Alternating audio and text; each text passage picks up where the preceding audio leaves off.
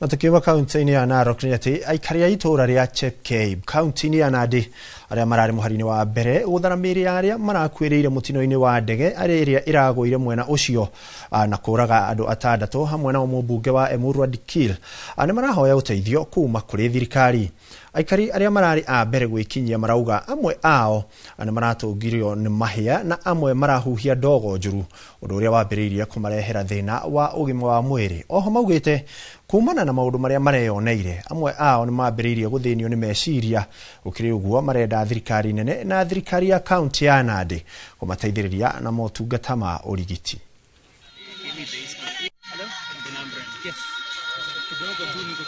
Mimi pia ni yule ambaye nimekuja hapo kusaidia wale ambapo waliumia kwa ile plane yenye ili crash hapa Chepkeib.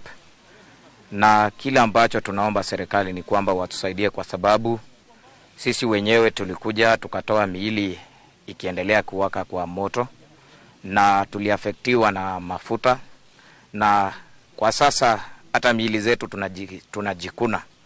Tumekuwa affected mentally na pia tunahitaji tu mtusaidie kama serikali, hatujui inaweza leta ifekani kwa mwili zetu.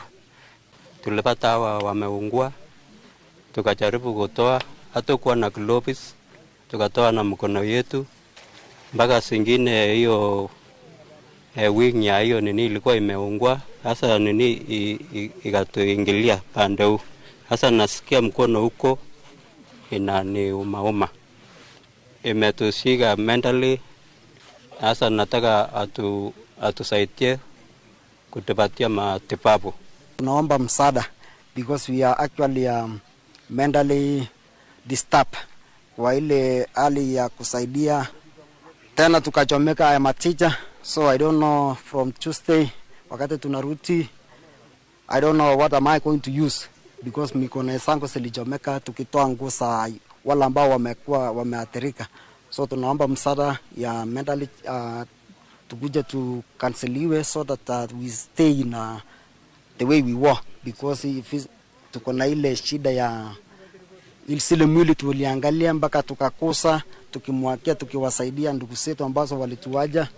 So tunaomba msaada kwa serikali wakuje watusaidie mentally